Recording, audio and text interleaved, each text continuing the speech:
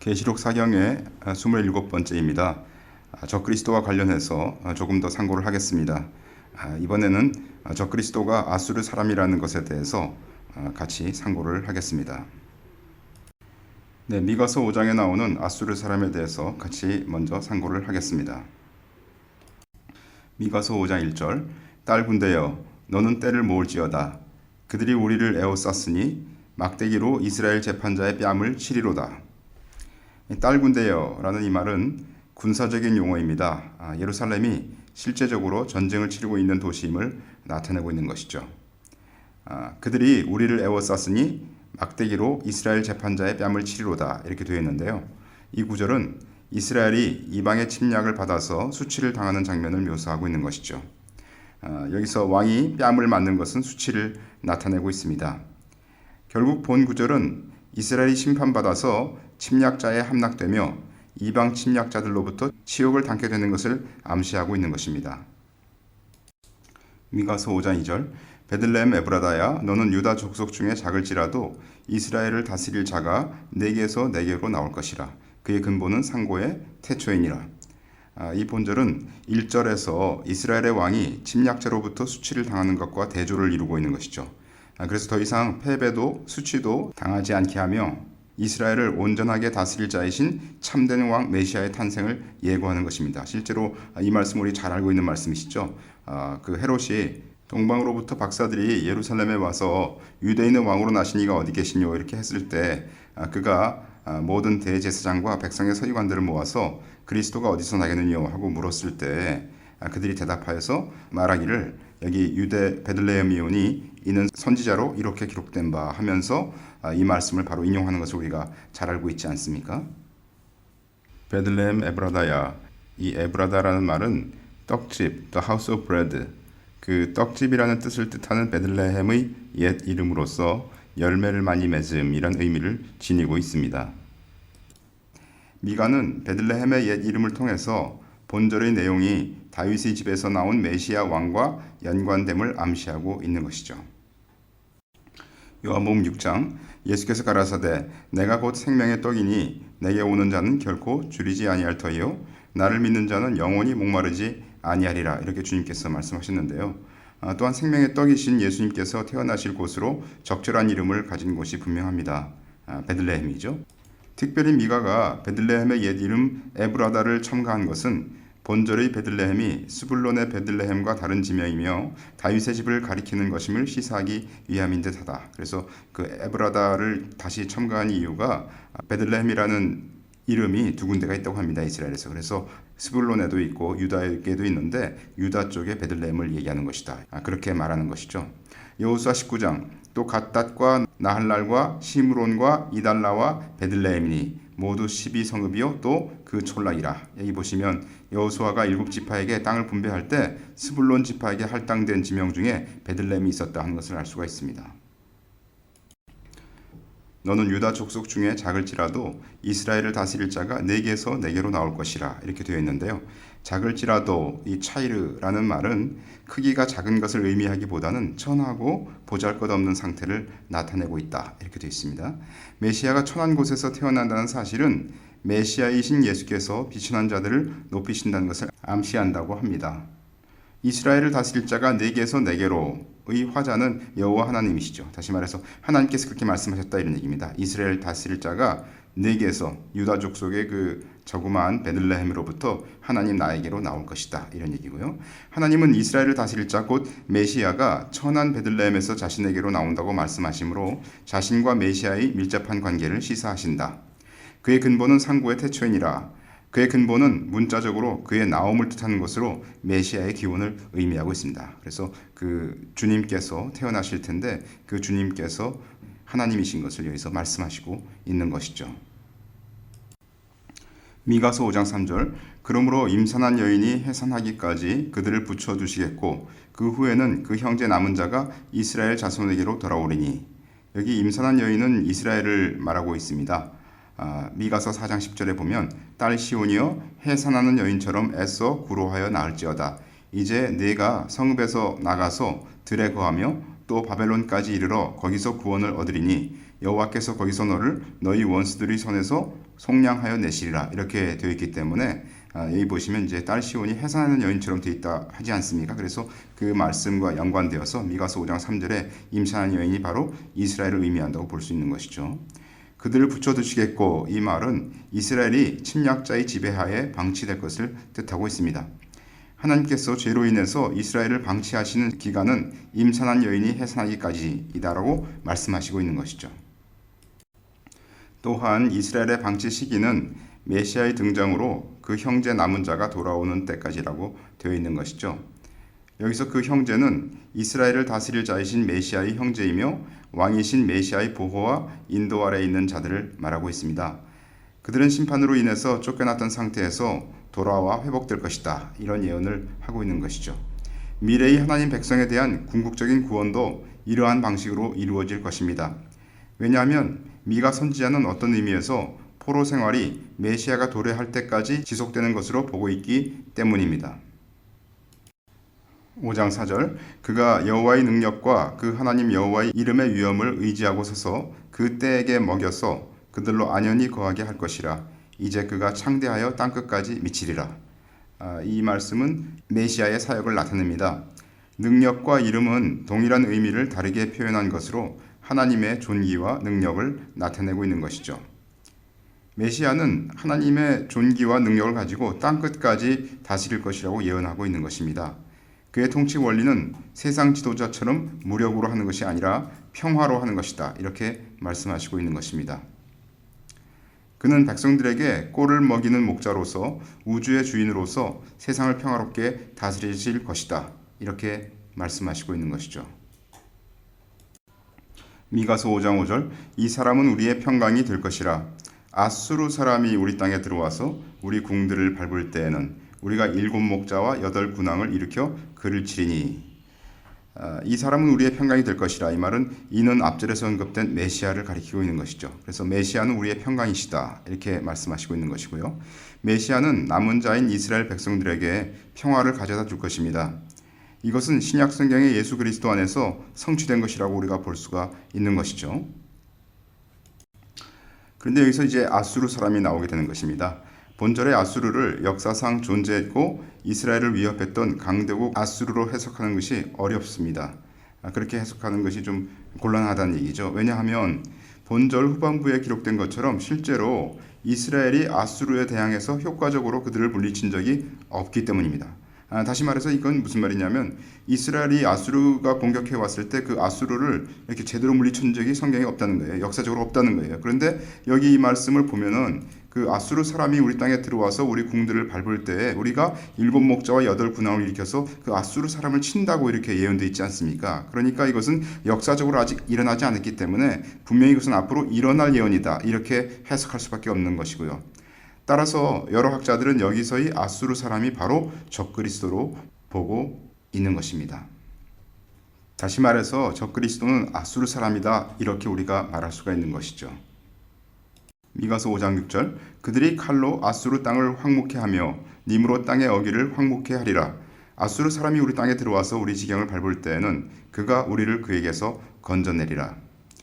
여기 니므롯 땅의 어기를 황무케 하리라. 이 말씀은 아수르와 병행되어서 등장하는 니므롯은 바벨론을 가리킬 수도 있고 아수르를 가리키는 또 다른 표현일 수도 있다고 사람들이 보고 있습니다. 니므롯이 나오는 곳 그리고 아수르가 나오는 것을 보시면 창세기 10장 구스가 또 니므롯을 낳았으니 그는 세상에 처음 영걸이라. 그의 나라는 시날 땅의 바벨과 에렉과 아갓과 갈레에서 시작되었으며 그가 그 땅에서 아수르로 나아가 니느웨와 르호보딜과 갈라와 이렇게 여러 성읍들을 건축한 것을 보고 있지 않습니까? 그래서 여기 보면 니므롯이 건축한 것 중에서 아수르가 있기 때문에 이 니므롯이 물론 그 바벨론 평지에 그가 이제 바벨탑을 쌓고 한 그런 자라고 사람들이 알고 있지만 그가 건설한 도시 중에 아수르도 있기 때문에 니므롯이라고 하는 것이 아수르 땅을 얘기하는 거다. 그거를 가리키는 다른 표현일 수 있다. 이렇게 볼 수 있다는 것이죠. 물론 그 니므롯이 또 바벨을 중심으로 이렇게 있었기 때문에 그것이 바벨론을 얘기하는 것도 될 수가 있는 것입니다. 하여튼 우리가 미가서 5장을 통해서 알 수 있는 것은 무엇이냐면 적그리스도가 아수르 사람이라고 불리운다 하는 것을 보고 있는 것이죠. 다음으로 아수르 사람이 나오는 것은 이사야 10장입니다. 이사야 10장을 같이 상고하겠습니다. 이사야 10장 5절 화 있을진저 아수르 사람이여 그는 나의 진노의 막대기요 그 손의 몽둥이는 나의 분한이라. 내가 그를 보내어 한 나라를 치게 하며 내가 그에게 명하여 나의 노한 백성을 쳐서 탈취하며 노력하게 하며 또 그들을 가로상의 진흙같이 짓밟게 하려 하거늘. 내가 그를 보내어 한 나라를 치게 한다. 이 말씀은 한 나라는 직역하면 불경한 나라이다. 이렇게 되어 있습니다. 그래서 그 불경건하고 위선적인 그러한 나라인 것을 얘기하고 있죠. 그 나라는 평행을 이루는 문장에서 나의 노한 백성으로 구체화되고 있습니다. 이는 나의 진노의 대상이 된 백성이란 그런 뜻이 되는 것이죠. 이스라엘 사람들은 스스로를 가장 경건한 민족이라 자부하고 아수르 같은 이방 나라는 신을 모르는 불경한 민족이라 멸시하였습니다. 그러나 선지자는 정반대로 말하고 있습니다. 너희들이야말로 이스라엘 백성들이야말로 불경한 백성이며 아수르는 너희들을 징계하기 위한 하나님의 도구로 부름받았다. 이렇게 얘기를 하고 있는 것이죠. 여기에 아이러니가 있습니다. 이사야 10장 7절 그의 뜻은 이같이 아니하며 그 마음의 생각도 이같이 아니하고 오직 그 마음에 허다한 나라를 파괴하며 멸절하려 하여 이르기를 나의 방백들은 다 왕이 아니냐 갈로는 갈그미스와 같이 아니하며 하맛은 아르밧과 같이 아니하며 사마리아는 다메섹과 같이 아니하냐 내 손이 이미 신상을 섬기는 나라에 미쳤나니 그 조각한 신상이 예루살렘과 사마리아의 신상보다 우승하였느니라. 내가 사마리아와 그 신상에게 행함같이 예루살렘과 그 신상에게 행치 못하겠느냐 하도다. 말하자면 여기 아수르 사람이 엄청나게 자기 자신을 높이고 있는 교만한 발언을 하고 있는 것이죠. 갈로는 갈그미스와 같지 아니하며 그리고 사마리아는 다메섹과 같지 아니하냐 이렇게 여러 그 도시들을 비교를 하고 있는데요. 이같이 말할 수 있는 것은 과거 아수르가 거둔 혁혁한 전과 때문이었습니다. 사실 아수르가 취하고자 했던 도성 중에 그 어느 것도 자신의 의도에서 빗나간 것이 없었습니다. 과거의 자신감을 토대로 아수르는 미래의 성공을 스스로 예견하고 있는 것이죠. 갈그미스는 유브라데 강변에 위치한 성읍으로서 BC 717년에 함락되었다고 합니다. 갈로는 갈그미스로부터 남쪽 50마일 정도에 있는 갈레를 가리키는 듯하며 BC 738년에 함락되었다고 합니다.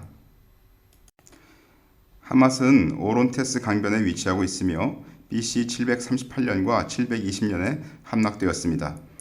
아르밧은 하맛에서 그리 멀지 않은 거리에 위치하고 있으며 둘 다 아람의 성읍들이었습니다. 아르밧은 BC 740년에 함락되었습니다. 다메섹은 아람의 수도이며 BC 732년에 함락되었고요. 사마리아는 북이스라엘의 수도이고 BC 722년에 함락되었습니다. 언급된 6개의 성읍들은 아마도 지정학적 근접성을 기준으로 하여 배열된 것 같습니다. 12절 이러므로 주 내가 나의 일을 시온산과 예루살렘에 다 행한 후에 아수르 왕이 완악한 마음의 열매와 높은 눈의 자랑을 벌하리라. 완악한 마음의 열매와 높은 눈의 자랑이라고 하는 것은 결국 교만은 사람의 마음에서 발원하여 마음의 창이라고 할 수 있는 눈에 비친다는 그런 뜻이죠. 아수르 왕의 이 같은 교만은 하나님의 심판의 대상이었습니다. 하나님께서 이스라엘 백성들의 죄악에 대해 징계하신 후에 그 후에 아수르 왕을 벌하실 것이라고 말씀하시고 있는 것이죠. 13절 그의 말에 나는 내 손의 힘과 내 지혜로 이 일을 행하였나니 나는 총명한 자라 열국의 경계를 옮겼고 그 재물을 약탈하였으며 또 용감한 자같이 위에 거한 자를 낮추었으며 나의 손으로 열국의 재물을 얻은 것은 새의 보금자리를 얻음 같고 온 세계를 얻은 것은 내어버린 알을 주움 같았으나 날개를 치거나 입을 벌리거나 지저귀는 것이 하나도 없었다 하는도다. 도끼가 어찌 찍는 자에게 스스로 자랑하겠으며 톱이 어찌 켜는 자에게 스스로 큰 채 하겠느냐. 이는 막대기가 자기를 드는 자를 움직이려 하며 몽둥이가 나무 아닌 사람을 들려 함과 일반이로다. 여기 보시면 아수르 왕이 스스로 자기 자신을 높이고 자화자찬하는 말을 하는 것을 알 수가 있습니다. 아무도 자기가 공격을 할 때 대항할 수 있는 자가 없었다라고 얘기를 하고 있는 것이죠. 그러나 하나님께서는 그가 자신이 피조물인 것을 알지 못하는 교만에 대해서 책망하시는 것을 알 수가 있습니다. 몽둥이가 자기가 마치 사람인 것처럼 얘기를 한다 이런 얘기죠. 이사야 10장 16절 그러므로 주 만군의 여호와께서 살찐 자로 파리하게 하시며 그 영화의 아래에 불이 붙는 것 같이 맹렬히 타게 하실 것이라. 이스라엘의 빛은 불이요 그 거룩한 자는 불꽃이라. 하루 사이에 그의 형급과 진려가 소멸되며 그 삼림과 기름진 밭의 영광이 전부 소멸되리니 병인이 점점 쇠약하여 감 같을 것이라. 그 삼림의 남은 나무의 수가 희소하여 아이라도 능히 개선할 수 있으리라. 그러니까 하나님께서 이 아수르 사람의 교만을 파하시고 그를 멸하실 것을 말씀하시고 있는 겁니다.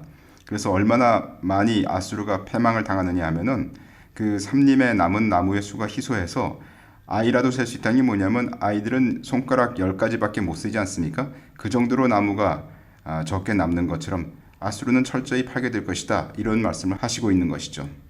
그런데 이 말씀은 히스기야 때 아수르가 침공해온 그 상황을 말한다고 할 수도 있습니다. 이사야 36장, 37장은 아수르 왕 사네립이 히스기야 왕의 유다를 침공하는 사건을 다루고 있죠. 36장 2절 아수르 왕이 라기스에서부터 랍사게를 예루살렘으로 보내되 대군을 거느리고 히스기야 왕에게로 가게 하매 그가 세탁업자의 터의 대로 윗못 수도구 곁에 서매. 여기 보면 랍사게가 이제 하나님을 모독하게 됩니다. 그가 말하기를 이 열방의 신들 중에 어떤 신이 그 나라를 내 손에서 건져내었기에 여호와가 능히 예루살렘을 내 손에서 건지겠느냐 하셨느니라. 그래서 히스기야 왕이 이사야에게 기도의 부탁을 하게 되죠. 37장 4절 당신의 하나님 여호와께서 랍사게의 말을 들으셨을 것이라. 그가 그 주 아수르 왕의 보냄을 받고 사시는 하나님을 회방하였은즉 당신의 하나님 여호와께서 혹시 그 말에 견책하실까 하노라. 그런즉 바라건대 당신은 이 남아있는 자를 위하여 기도하라 하시더이다. 이게 뭐냐면 히스기야 왕이 이사야에게 부탁하는 말이죠. 6절 이사야가 그들에게 이르되 너희는 너희 주에게 이렇게 구하라. 여호와께서 말씀하시되 너희의 들은 바 아수르 왕의 종들이 나를 능욕한 말을 인하여 두려워 말라. 보라 내가 신을 그의 속에 두리니 그가 풍성을 듣고 그 고토로 돌아갈 것이며 또 내가 그를 그 고토에서 칼에 죽게 하리라 하셨느니라. 히스기야 왕도 하나님께 기도를 합니다. 이사야 37장 15절 히스기야가 여호와께 기도하여 가로되 그룹 사이에 계신 이스라엘 하나님 만군의 여호와여 주는 천하만국의 유일하신 하나님이시라. 주께서 천지를 조성하셨나이다. 우리 하나님 여호와여 이제 우리를 그의 손에서 구원하사 천하만국으로 주만 여호와이신 줄을 알게 하옵소서. 그 후에 이사야가 하나님의 메시지를 히스기야 왕에게 전달하죠. 37장 21절 아모스의 아들 이사야가 보내어 히스기야에게 이르되 이스라엘의 하나님 여호와께서 말씀하시되 네가 아수르 왕 사네립의 일로 내게 기도하였도다 하시고 그러므로 여호와께서 아수르 왕에 대하여 가라사대 그가 이 성에 이르지 못하며 한 살도 이리로 쏘지 못하며 방패를 가지고 성에 가까이 오지도 못하며 흉벽을 쌓고 치지도 못할 것이요 그가 오던 길 곧 그 길로 돌아가고 이 성에 이르지 못하리라. 나 여호와의 말이니라. 이사야가 예언한 것처럼 아수르 군대가 망하게 됩니다. 이사야 37장 36절 여호와의 사자가 나가서 아수르 진중에서 18만 5천인을 쳤으므로 아침에 일찍이 일어나 본즉 시체뿐이라. 이에 아수르 왕 사네립이 떠나 돌아가서 니느웨에 거하더니 자기 신 니스록의 묘에서 경배할 때에 그 아들 아드람멜렉과 사레셀이 그를 칼로 죽이고 아라랏 땅으로 도망한 거로 그 아들 에살핫돈이 이어 왕이 되니라. 그래서 바로 이런 그 부분을 아까 이사야 10장에서 얘기했던 아수르 사람을 하나님께서 멸하시겠다라고 하는 부분과 연관시켜서 해석하는 분들이 있으십니다. 아수르 사람에 대해서 좀 더 살펴보기 위해서 계속 이사야 10장을 보겠습니다. 20절 그나라에 이스라엘의 남은 자와 야곱 족속에 피난한 자들이 다시는 자기를 친 자를 의뢰치 아니하고 이스라엘의 거룩하신 자 여호와를 진실이 의뢰하리니 남은 자 곧 야곱의 남은 자가 능하신 하나님께로 돌아올 것이라. 이스라엘이여 내 백성이 바다의 모래 같을지라도 남은 자만 돌아오리니 넘치는 공의로 회멸이 작정되었음이라. 여기 보면 이제 남은 자라는 그 말씀이 나오는데요. 이것을 우리가 로마서 9장 27절을 같이 이렇게 합쳐서 보시면은 또 이사야가 이스라엘에 관하여 외치되 이스라엘의 뭇자손의 수가 비록 바다의 모래 같을지라도 남은 자만 구원을 얻으리니 이렇게 되어 있기 때문에 로마서 9장 27절은 바로 이사야 10장 22절 이 말씀을 인용한 것을 알 수가 있는 것이죠.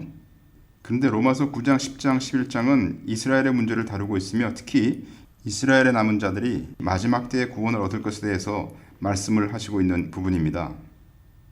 로마서 11장 25절 형제들아 너희가 스스로 지혜 있다 함을 면기 위하여 이 비밀을 너희가 모르기를 내가 원치 아니하노니 이 비밀은 이방인의 충만한 수가 들어오기까지 이스라엘의 덜어는 완악하게 된 것이라. 그리하여 온 이스라엘이 구원을 얻으리라. 기록된 바 구원자가 시온에서 오사 야곱에게서 경건치 않은 것을 돌이키시겠고. 그래서 대부분의 이스라엘의 구원의 시기는 주님의 지상 재림 때이다 하는 것을 알 수가 있고요. 구원받는 이스라엘은 남은 자이기 때문에 그 남은 자의 구원을 말하는 이사야 10장이 바로 마지막 때를 말하는 것이다. 이렇게 우리가 추정할 수 있다는 것입니다. 다시 이사야 10장 24절 주 만군의 여호와께서 가라사대 시온에 거한 나의 백성들아 아수르 사람이 애굽을 본받아 막대기로 너를 때리며 몽둥이를 들어 너를 칠지라도 그를 두려워 말라. 내가 불구에 내게는 분을 그치고 노를 옮겨 그들을 멸하리라 하시도다. 만군의 여호와께서 채찍을 들어 그를 치시되 오랫 반석에서 미디안 사람을 쳐 죽이신 것 같이 하실 것이며 막대기를 드시되 바다를 향하여 애굽에 드신 것 같이 하실 것이라. 33절 주 만군의 여호와께서 혁혁한 위력으로 그 가지를 꺾으시리니 그 장대한 자가 지킬 것이요 높은 자가 낮아질 것이며 철로 그 빽빽한 삼림을 베시리니 레바논이 권능 있는 자에게 작벌을 당하리라. 여기 나오는 그 레바논이라고 하는 것은 보통 아수르를 레바논의 삼림에 비교했기 때문에 아마도 아수르가 맞을 겁니다. 그래서 여기 하나님께서 아수르를 진멸하실 것을 말씀하시고 있는 것이죠. 좀 전에 이사야 10장 34절이 10장의 마지막이죠. 연이어서 나오는 것이 이사야 11장입니다. 1절 이새의 줄기에서 한 싹이 나며 그 뿌리에서 한 가지가 나서 결실할 것이요 여호와의 신 곧 지혜와 총명의 신이요 모략과 재능의 신이요 지식과 여호와를 경외하는 신이 그 위에 강림하시리니. 분명히 이것은 예수님에 대해서 말씀하시고 있는 것입니다. 메시아에 대한 묘사이죠. 그가 여호와를 경외함으로 즐거움을 삼을 것이며 그 눈에 보이는 대로 심판치 아니하며 귀에 들리는 대로 판단치 아니하며 공의로 빈핍한 자를 심판하며 정직으로 세상의 겸손한 자를 판단할 것이며 그 입의 막대기로 세상을 치며 입술의 기운으로 악인을 죽일 것이며. 5절 공의로 그 허리띠를 삼으며 성실로 몸의 띠를 삼으리라. 그때 이리가 어린 양과 함께 거하며 표범이 어린 염소와 함께 누우며 송아지와 어린 사자와 살찐 짐승이 함께 있어 어린아이에게 끌리며 암소와 곰이 함께 먹으며 그것들의 새끼가 함께 엎드리며 사자가 소처럼 풀을 먹을 것이며 젖먹는 아이가 독사의 구멍에서 장난하며 젖된 어린아이가 독사의 굴에 손을 넣을 것이라. 나의 거룩한 산 모든 곳에서 해됨도 없고 상함도 없을 것이니 이는 물이 바다를 덮음같이 여호와를 아는 지식이 세상에 충만할 것임이니라. 이 부분은 아마도 천년왕국 때의 모습이라고 많은 분들이 말씀하시고 있는 곳이죠. 그러니까 우리가 볼 수 있는 것은 무엇이냐면 이사야 10장에서 아수르 사람을 멸절하겠다고 하나님께서 말씀하시고 곧 이어서 11장에 주님께 대한 묘사가 잇따르며 그 다음에 천년왕국이 나타나는 모습을 볼 수가 있죠. 따라서 이사야 10장의 아수르 사람을 적그리스도라고 우리가 볼 수 있다는 것입니다. 적그리스도를 파멸하신 후에 천년왕국이 온다 하는 것을 주님께서 보이신 거라고 해석하는 것이죠. 다음으로 아수르 사람이 적그리스도라는 의견에 대해서 역사적으로 몇몇 분들이 말씀하신 것에 대해서 같이 살펴보고 생각해 보도록 하겠습니다. 로마의 히폴리투스는 On Christ and Antichrist에서 이사야 8장 6절 이 백성이 천천히 흐르는 실로아 물을 버리고 르신과 르말리아의 아들을 기뻐하나니 그러므로 주 내가 흉용하고 창일한 큰 하수 곧 아수르 왕과 그의 모든 위력으로 그들 위에 덮을 것이라. 그 모든 골에 차고 모든 언덕에 넘쳐. 이 말씀을 가지고 여기 왕은 다른 선지자도 아래에서 말한 바와 같이 비유적으로 말하여 적그리스도이다. 이렇게 그가 말했습니다. 거기 또 그분이 인용하시기를 미가서 5장 5절 우리가 봤던 그 말씀을 인용하셨죠. 이 사람은 우리의 평강이 될 것이라. 아수르 사람이 우리 땅에 들어와서 우리 궁들을 밟을 때에는 우리가 7 목자와 8 군왕을 일으켜 그를 치리니. 그래서 여기 얘기하는 아수르 사람이 곧 비유적으로 말하여 적그리스도이다. 이렇게 언급하고 있습니다. 로마의 락탄티우스는 한 왕이 시리아에서 일어날 것인데 그는 악한 영으로 태어날 것이고 인류를 전복시키고 파괴할 것이다. Divine Institutes에서 말을 했는데요. 그는 그 자신에게조차 수치스러울 뿐 아니라 또한 거짓의 선지자일 것이다 라고 얘기를 했고요. 그리고 그는 자신을 하나님으로 여기고 그렇게 부를 것이며 하나님의 아들로 자신을 숭배하도록 할 것이다. 그리고 사람들을 미혹하여 그 자신을 숭배하게 하기 위해 표적과 기사를 행하는 능력을 받을 것이다. 이렇게 얘기를 했습니다. 당시의 시리아는 현재의 시리아보다 큰 영역을 말하고 있습니다. 물론 터키를 포함하는 그런 영역을 그분이 말씀하셨습니다. 종교개혁자 마틴 루터는 교황이 영적 음녀의 역할을 할 것이라고 믿었습니다. 또한 무슬림이 적그리스도의 왕국이라고 믿었습니다. 존 칼빈은 다니엘 2장의 오른쪽 다리, 그것은 동로마의 이슬람 제국이라고 생각을 했고요. 다니엘서 11장 37절을 무슬림에게 적용하였습니다. 다니엘 11장 37절을 보시면 그가 모든 것보다 스스로 크다 하고 그 열조의 신들과 여자의 사모하는 것을 돌아보지 아니하며 아무 신이든지 돌아보지 아니할 것이나 이렇게 되어 있는데요. 여기 보시면 여자의 사모하는 것을 돌아보지 아니하며 이 부분에 대해서 여러 가지 해석이 있습니다. 이것을 무슬림에게 적용시키는 분들은 어떻게 말씀하시느냐 하면 무슬림이 여자들 굉장히 멸시하는 그런 문화를 가지고 있지 않습니까? 그 부분을 빗대어서 이렇게 해석을 하고 있습니다. 로버트 앤더슨 경, 우리 저번에 다니엘의 69일에서 시간을 계산한 그런 분이셨죠. 로버트 앤더슨 경은 서유럽 쪽보다는 동유럽 쪽을 더 주의해야 한다고 보셨습니다. 필립 굿맨은 그의 책 The Assyrian Connection에서 1993년도 책입니다. 미가서 5장 5절에 나오는 말세 때 이스라엘을 치는 아수르 사람을 가리켜서 적그리스도라고 말을 하고 있습니다. 조엘 리차드슨은 그의 책 Antichrist, Islam's Awaited Messiah에서 2006년도에 나온 책인데요. 적그리스도는 무슬림일 것이라고 말을 하고 있습니다. 또한 에스겔 38, 39장의 곡마곡 전쟁은 러시아에 의해 주도되는 전쟁이 아니라 터키에 의해 주도되는 전쟁이라고 얘기를 하고 있습니다. 그리고 적그리스도는 무슬림이기 때문에 그 무슬림 적그리스도는 이슬람 국가들을 연합해서 이스라엘을 공격할 것이고 그 연합은 이슬람 국가들에 한정된다고 주장하고 있습니다. 다시 말해서 그가 주장하는 바는 뭐냐 하면은 적그리스도가 무슬림이고 또 이슬람에서 적그리스도가 나오기 때문에 그는 이슬람 국가들을 연합해서 이스라엘을 친다. 그리고 맨 마지막에 우리가 보통 얘기하는 국가연합, 그 연합은 이슬람 국가들에 한정된다. 이렇게 얘기를 하고 있습니다. 그러나 성경에 보면 적그리스도의 권세는 온 세계를 다스리는 것이라고 분명히 말하고 있지 않습니까? 계시록 13장 7절을 보시면 또 권세를 받아 성도들과 싸워 이기게 되고 각 족속과 백성과 방언과 나라를 다스리는 권세를 적그리스도가 받는다고 하였으니 적그리스도는 그냥 이슬람 국가들만 연합한 그런 무슬림이 아니라 전 세계를 연합해서 그 그리스도인들과 유대인들을 핍박하는 그런 자가 될 것이 분명한 것 같습니다. 자, 저희가 보아왔던 다니엘서 2장의 신상입니다. 여기 신상의 두 다리 중에 하나는 서유럽 쪽을 얘기를 하고 다른 하나는 동유럽 쪽을 나타내는데요. 서유럽 쪽 이렇게 얘기했을 때는 교황 체제를 나타낼 것이라고 생각을 하고 동유럽 쪽 이렇게 얘기했을 때는 그것은 바로 이슬람을 나타낸다라고 생각할 수가 있겠습니다. 적그리스도가 일어나는 지역이 유럽이고 유럽이 연합될 것이라는 해석은 정통적인 것도 아니고 사실은 전통적인 해석도 아닙니다. 실상 예로부터 아수르 지역, 동유럽 지역에서 적그리스도가 올 것이라는 해석이 있었습니다. 말씀드린 것처럼 교부들이나 또는 종교개혁자들이나 또는 현대에 일어난 성경 해석자들도 아수르 사람이 적그리스도라는 그런 해석을 했었기 때문이죠. 유럽이 연합할 것이라는 성경 해석이 현대에 있었죠. 최근에 있었죠. 사실 따지자면 저희가 어릴 때 있었습니다. 그에 따라서 유럽연합, 유로피안 유니온이 결성되어서 국가들이 가입하면서 그 해석이 맞는 것으로 인식된 적이 있었습니다. 그래서 1981년도에 그리스가 10번째로 EU에 가입했을 때 계시록이 말하는 10나라가 성취되었다고 굉장히 사람들이 우려하고 또 말을 하고 했던 적이 있었습니다. 계시록 17장 12절 내가 보던 열불은 열왕이니 아직 나라를 얻지 못하였으나 다만 짐승으로 더불어 임금처럼 권세를 일시 동안 받으리라.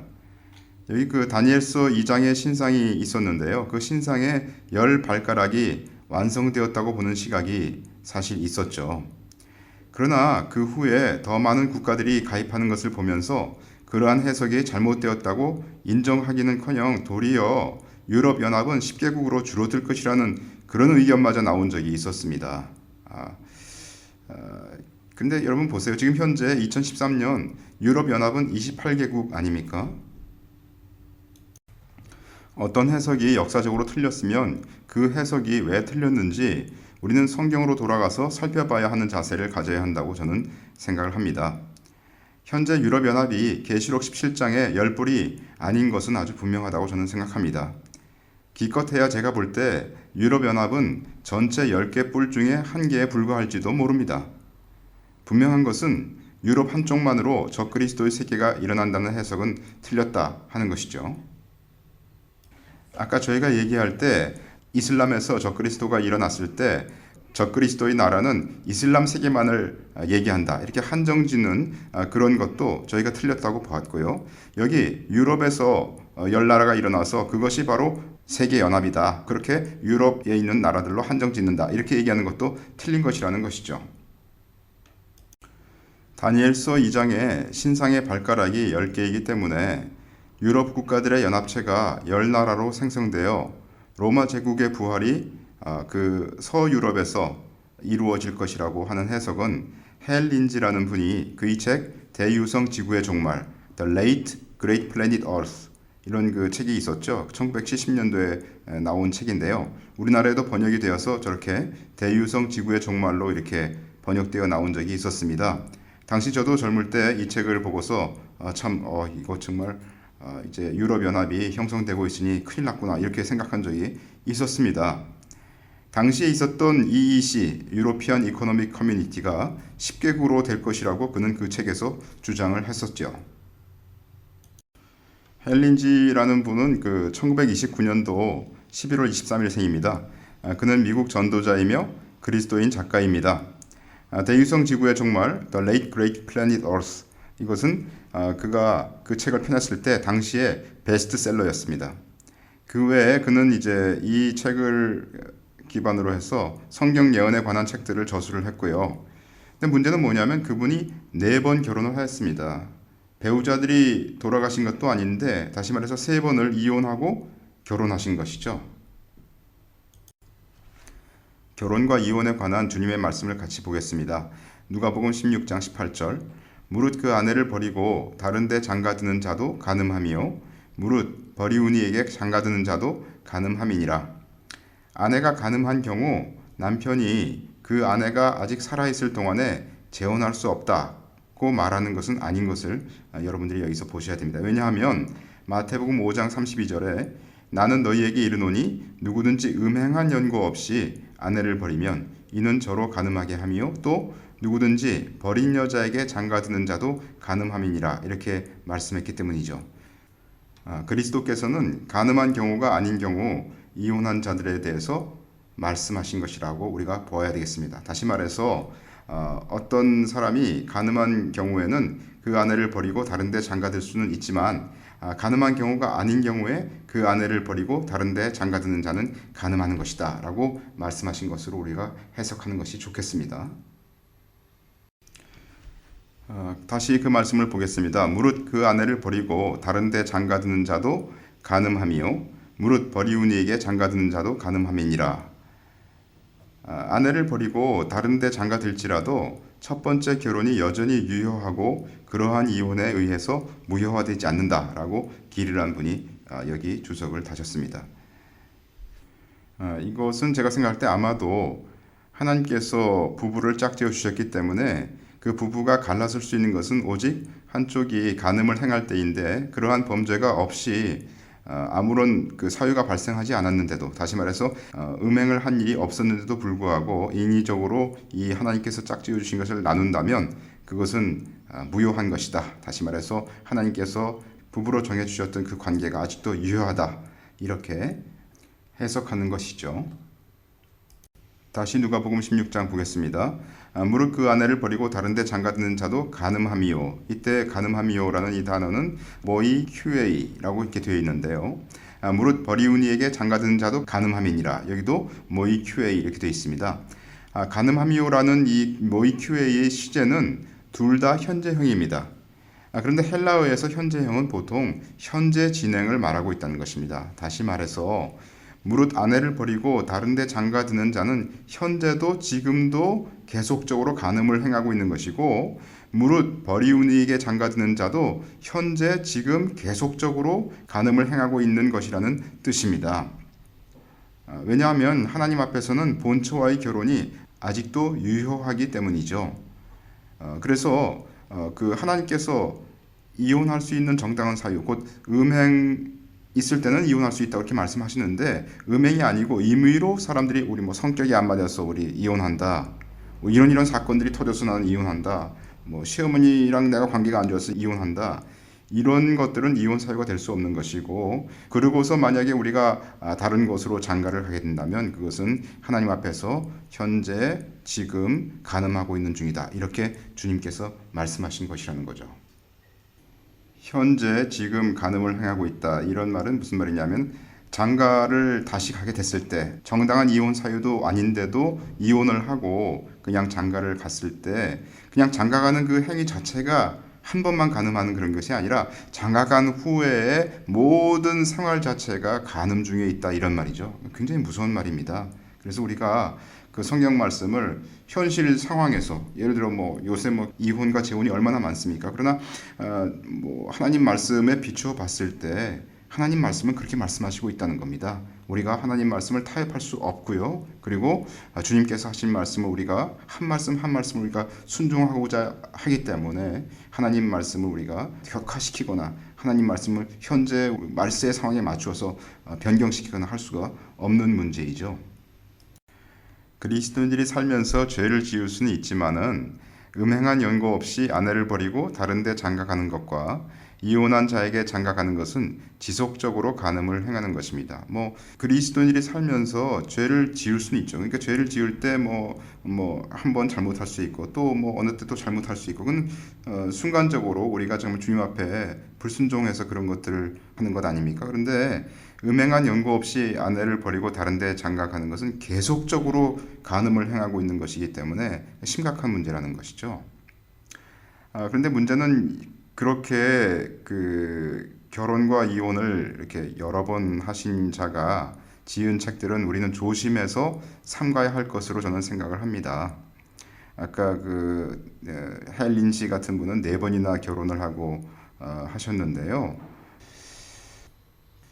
글쎄요, 제가 볼 때는 그분은 정당한 사유 없이 이혼을 하신 것이고, 그리고 그렇기 때문에 성경적인 입장에서는 좀 문제가 있지 않은가, 저는 그렇게 생각이 되고요.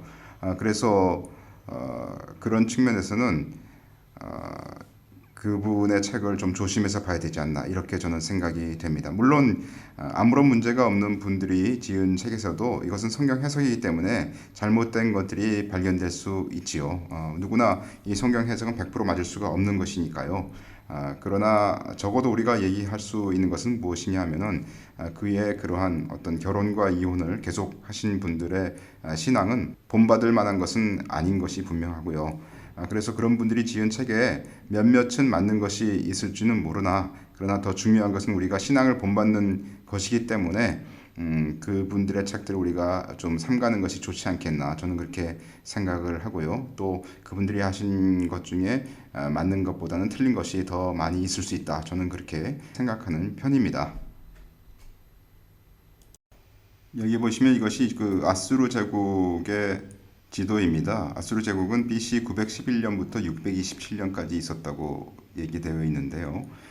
짙은 초록색이 BC 824년경에 아수르 제국의 영토이고요. 그리고 거기서 이제 확장이 된 거죠. 확장이 돼서 671년 BC에는 그 아시리안 엠파이어가 거기 옅은 초록색까지 이렇게 확장된 것을 볼 수가 있습니다. 그래서 지금 현재 보면은 터키 일부하고 시리아, 이라크, 그리고 그 다음에 이제 요르단, 이집트 이런 정도를 차지했던 것을 볼 수가 있습니다. 자, 이 지도는 그 셀류쿠스 왕조하고 프톨레미 왕조를 나타내는 지도인데요. 여기 보시면 노란색으로 되어 있는 것이 셀류쿠스 왕조이죠. 물론 여기는 이제 네 왕조가 다 나와 있습니다. 그 알렉산더 대왕이 죽은 후에 네 부분으로 나뉘었었죠. 그런데 특별히 우리가 관심 있는 것은 셀류쿠스 왕조하고 프톨레미 왕조니까요. 그 노란색으로 되어 있는 것이 셀류쿠스 왕조인데 거기 보시면 아까 우리가 보았던 그 아시리안 엠파이어, 아수르 제국하고 겹치는 부분이 좀 있죠. 그리고 그 다음에 프톨레미 왕조는 그 남쪽으로 이집트 지역을 주로 한 그런 곳이었던 것을 여러분들이 여기서 볼 수가 있겠습니다. 저희가 이 지도를 그 얘기하는 이유는 우리 다니엘서 11장에서 남방왕과 북방왕이 나오는데 이 북방왕 중에 안티오커스 에피파네스가 있지 않았었습니까? 근데 안티오커스 에피파네스가 바로 적그리스도의 예표되는 사람이었고요. 그리고 그 사람이 셀류쿠스 왕조의 왕이었지 않습니까? 그러니까 셀류쿠스 왕조가 어떤 영역을 차지했는가 이 부분을 우리가 살펴보는 것이 적그리스도가 어디에서 나오는가 하고 상당히 관계가 있는 것이기 때문에 그런 말씀을 드리는 것이고요. 그리고 아까 저희가 본 것처럼 미가서 5장 같은 데서 적그리스도가 아수르 사람이라고 얘기했기 때문에 아수르 제국하고 셀류쿠스 왕조하고 이렇게 비교하는 것이 필요하다. 이런 의미에서 이 지도를 말씀드리는 것입니다. 지도에서 본 바와 같이 아수르 제국은 안티오커스 에피파네스가 다스린 셀류쿠스 왕조의 땅과 겹치는 부분이 많습니다. 아수르는 지금의 이라크, 시리아 일부, 그리고 남부 터키를 포함했고요. 여기서 안티오커스이든 아수르 사람이든 성경은 적그리스도의 예표로서 중동 지역의 왕을 말하고 있다는 것이 보이게 됩니다. 다니엘서 11장에 보면 그 남방왕과 북방왕이 나오는데요. 주로 이제 우리가 셀류쿠스 왕조를 통해서 보면 북방 지역은 터키, 시리아, 이라크, 이란, 그리고 아마도 아프가니스탄과 파키스탄이 조금 이렇게 포함될 수 있는 그런 지역이 되겠습니다. 그리고 밑에 남방 지역은 이집트, 리비아, 수단 뭐 이런 지역들을 우리가 생각할 수 있겠습니다. 북방 지역의 터키하고 남방 지역의 이집트는 둘 다 중동의 패권을 잡으려고 하는 그런 나라들입니다. 물론 남방에서는 지금 현재 사우디가 가장 그 유력한 그런 그 세력을 가지고 있는 나라이고요. 북방 지역에서는 이란과 터키가 있는데 이란은 조금 그 강성이 아닙니까? 그리고 터키는 약간 중도적인 경향을 갖고 있지만은 터키 정부 자체는 지금 점점 더 국민들을 이슬람 쪽으로 이렇게 몰고 가려고 하기 때문에 국민들이 반발해서 데모도 일어나고 현재 시점에 그런 일들이 일어나고 있는 것을 볼 수가 있습니다. 따라서 이 둘을 중심으로 한 세력들 간의 전쟁이 있을 것이라고 성경은 다니엘서 11장에서 얘기를 하고 있습니다. 다시 말해서 우리가 여기서 얘기할 수 있는 건 뭐냐면은 3차 세계대전이 일어나면 그러면 만약에 그 3차 세계대전을 통해서 이슬람 세력들이 규합을 하게 된다면 이슬람 세력들이 완전히 한 개로 규합되기보다는 아마도 북방 지역하고 남방 지역으로 규합되지 않을까 이렇게 생각이 되고요. 그리고 만약에 우리의 해석이 맞다면 다시 말해서 만약에 공마국 전쟁이나 이런 것들이 마지막 후반 3년, 7년 언약의 마지막 후반 3년 동안에 일어나는 어떤 일련의 전쟁 과정을 얘기한 것이라면 그러면 그때 다니엘서 11장 후반부에 나와 있는 남방왕이 북방왕을 찌르는 그런 사태가 그때 일어나는 것으로 보아서 아마도 3차 세계대전 때는 북방 지역과 남방 지역으로 갈릴 만한 그런 상황이 형성되는 것이 3차 세계대전의 결과가 아닌가 저는 그렇게 개인적으로 보고 있습니다. 다니엘서 11장 40절이죠. 마지막 때에 남방왕이 그를 찌르리니 북방왕이 병거와 마병과 많은 배로 회리바람처럼 그에게로 마주와서 그 여러 나라에 들어가며 물이 넘침같이 지나갈 것이요. 제가 볼 땐 이건 거의 그 마지막 때 7년 언약의 마지막 후반 3년 때 일어난다고 생각이 되고요. 그런데 여기서 남방왕, 북방왕은 단순히 이집트나 시리아의 왕 자체는 아닐 수가 있습니다. 왜냐하면 셀류쿠스 왕조는 사실은 그 왕은 그리스 사람이었지 않습니까? 혈통으로는 그리스 사람이었거든요. 그래서 우리가 그 지역 자체는 거기 남방 지역, 북방 지역 이렇게 무슬림 지역이지만 거기에 왕이 그 출신이 아닐 수도 있다 이렇게 생각할 수가 있는 것이죠. 3차 세계대전이 끝난 후에 정치적 상황은 많이 바뀔 것입니다. 흥한 국가가 있을 수 있고 망한 국가가 있을 수 있으므로 그때 새로운 국가 간의 경계선이 있을 수 있고 그에 따라서 남방왕, 북방왕이 있을 수 있습니다. 다시 말해서 지금 현재 있는 경계들이 많이 이제 바뀌어질 테니까요. 3차 세계대전이 끝나고 나면은 그러면 이제 도대체 어떤 민족이 그 북방 지역을 어떤 민족이 많이 차지할 것이냐 하는 것에 따라서 거기서 나오는 적그리스도의 어떤 그 지역에 따른 배경 이런 것들도 충분히 바뀔 수가 있다 이런 말씀이시죠. 오늘은 여기까지 해서 아수르 사람에 대한 얘기를 마치겠습니다.